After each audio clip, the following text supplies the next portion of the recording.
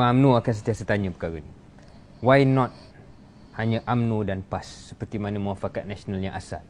Kenapa perlu kita bawa parti kawan baru kita ni yang kita tahu tak ada cawangan banyak, yang kita tahu tak ada ahli banyak dan dipenuhi oleh ahli dan pimpinannya asalnya datang daripada parti kita, sudah tentu luka itu masih fresh.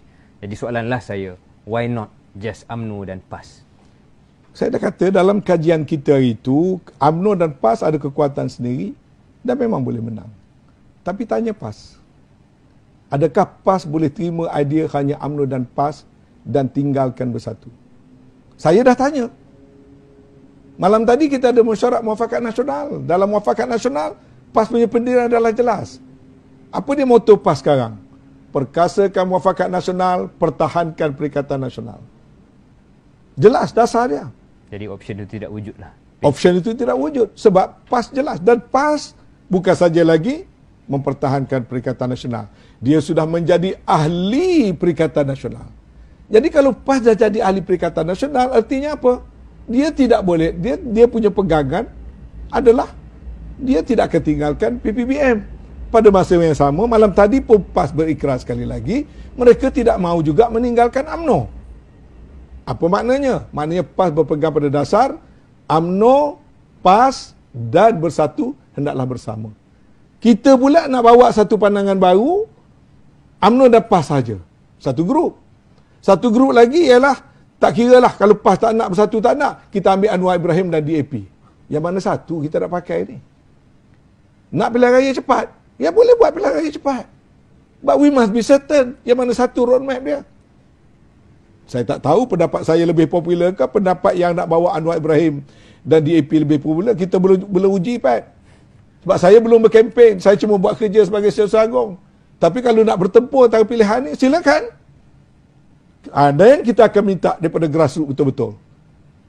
Orang UMNO jawablah. Nak tinggalkan PAS, tinggalkan bersatu, nak ambil Anwar dan ambil DAP. Ataupun seorang kata, oh, DAP tu disokong saya buat kajian tapi dia tak ada dalam kabinet. Kabinet ni hanyalah kabinet orang Melayu saja. Jadi orang DAP cerdik. Dia tak ada jalan lain dia boleh pecahkan kekuatan Melayu ini. Maka dia gula-gulakan. Dia kata tak apalah kami tak pegang jawatan dalam kabinet. Tapi kerajaan itu terbentuk daripada bilangan dia. Sampai masa kalau dia tarik jatuh. Bila jatuh UMNO dah hilang kawan. Seburuk-buruk bersatu, adakah kita lebih percaya pada DAP? Tanya diri. Sebab tu pada saya sekarang nampaknya ada 3 versi. Satu, versi saya. Mungkin orang kata tak popular. Dan ramai lagi kawan-kawan yang lain. Tapi silent majority. Yang ni, bersatulah Melayu. UMNO memimpin penyatuan. UMNO bersama dengan PAS. Dan berkongsi juga pandangan PAS. Iaitu, bersatu mesti bersama. Okey? Itu A. Yang B, orang kata biar UMNO dengan PAS saja. Bagi saya, jawapannya sudah ada sebab saya sendiri tanya. PET pun ada dalam mesyuarat semalam. PAS sudah beri jawapan. PAS nak cara yang pertama, nak cara yang kedua. So, kalau kita tidak ada PAS, maka versi yang ketiga. DAP dan Anwar Ibrahim. Kita tanyalah ahli-ahli grassroots. Yang mana satu? Tapi pada saya, bila kita pemimpin buat satu keputusan, kita lah kena menerang pada ahli kita. Kita tidak boleh tengok ahli suka apa, nak ikut kehendak ahli. Ahli UMNO di Terengganu, pemikiran tak serupa dengan ahli UMNO di Kelantan sebab dia ada latar belakang yang berbeza. Ahli UMNO di Johor tak serupa dengan pemikiran ahli UMNO di Kelantan. Dia ada latar belakang yang berbeza. Di Selangor berbeza lagi. Jadi keadaan itu tak sama. Tapi kitalah pemimpin, kita kena buat satu pendirian yang tegas, pendirian yang jelas. Kemudian kita mesti ada willpower dan political will untuk kita berdepan dengan penyokong-penyokong kita dan justify.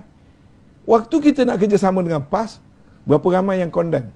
Saya masih terngiang-ngiang dalam telinga saya beberapa pemimpin kanan condemn kita kerana kita kerjasama dengan PAS. Orang besar-besar yang kita ambil letak di atas. Tak terima kerjasama dengan PAS. Ada sampai hari ini masih belum terima lagi kerjasama dengan PAS. Kita jalan juga. Akhirnya kita buat Muafakat Nasional.